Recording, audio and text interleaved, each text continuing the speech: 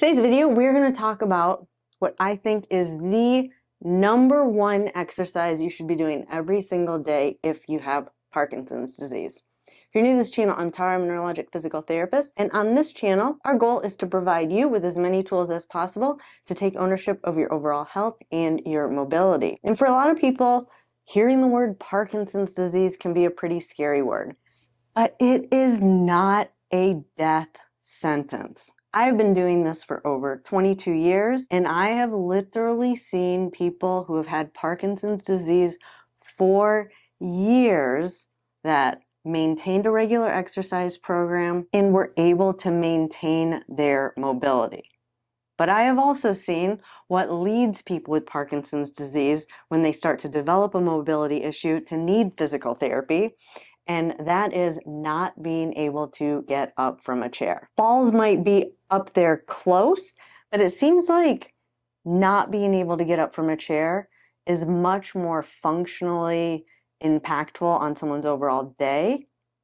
And so, in my opinion, even above falls, I think not being able to get up out of a chair can be a devastating decline in your mobility. So first, why do people that have Parkinson's disease lose the ability to get up out of a chair? Now, everyone's different and everyone's symptoms are a little bit different, but a couple of the things that I see is one is people maintain what we call like a retropulsive kind of posture or position where their center of mass sits behind their base of support. So if you think about it, when you do a sit to stand, you're kind of like a teeter-totter.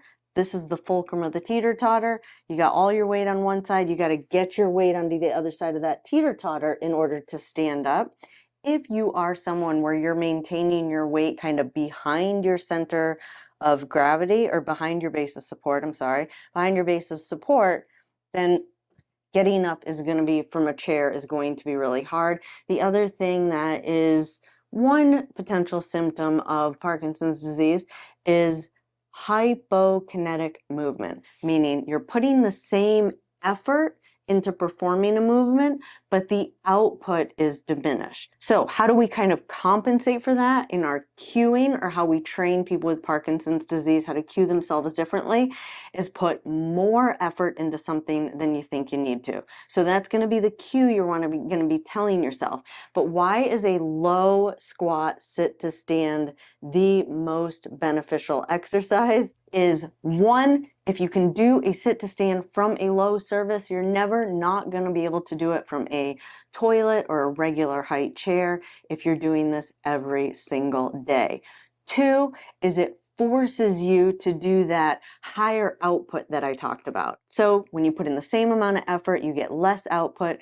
We tell people to cue themselves to put in a little bit more output, or to put in a little bit more effort to get like a normal output. We call this like high amplitude movement training. There is an entire program on this. It's called the LSVT Big and Loud, and that means there's a movement component and a speech component of it. I used to be LSVT certified. The reason I'm no longer certified is I don't stick to their protocol. Their protocol requires you to go in and see a physical therapist 4 days out of the week for 4 weeks. I don't feel like that's necessary, especially if you're in stage 1, you have stage 1 Parkinson's disease. I can teach you the exercises relatively quickly. You can buy the DVD on Amazon. I will put a link for the DVD in the description below. I do think it's important to work with a physical therapist a couple of times so that you know what types of cues to give to yourself, and so that you can get a thorough baseline movement assessment and then check back in with that therapist on a regular basis to address any new symptoms that emerge. But I don't think that you need to go in all 16 visits. But that's a little bit of a tangent. That is the reason why this low squat sit to stand is so valuable. You're working on putting more effort into getting that center of gravity forward, getting your butt up. So that is going to be the cue. You want to go reach out. I like to have like a visual target that you're aiming for. You're going to reach out past it and then butt up. Now, what a lot of people do is they try and lift their chest up, and then that throws you backwards. You want to reach further than you think you need to. That's why you put something in front of you, so that if you happen to go too far forward, you have something that will support you. and then butt up, and then lift your chest. And then down, hands down, keep them out there. Remember, your hands are probably going to start to go back, or you might start to fall backwards. Don't let that happen. If you need to put a little bit of support through your hands the first time, then go ahead and put that support through your hands. The other reason why this is the number one exercise is something else that can sometimes go along with Parkinson's disease, and that is rigid muscles or muscle stiffness. In fact, in my experience, it is shocking to me the number of people that I see that are newly diagnosed with Parkinson's disease that have had multiple orthopedic surgeries. Just an observation.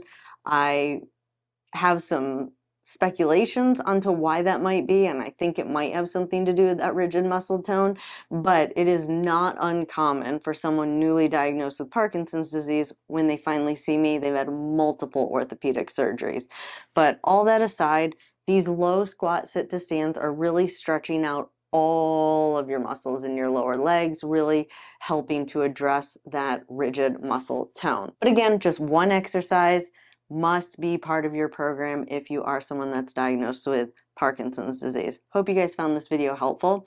If you did, and you're new to this channel, and you are someone that has Parkinson's disease and you want to see more Parkinson's disease exercises or exercises to treat some of the movement related symptoms related to Parkinson's disease, definitely put that in the comments below. Also, if you're new to this channel, I would love it if you would hit that subscribe button and turn on that notification bell so that you will get notified every time I upload new videos. I enjoyed spending time with you all today, and I'll see you in the next video. Have a good day.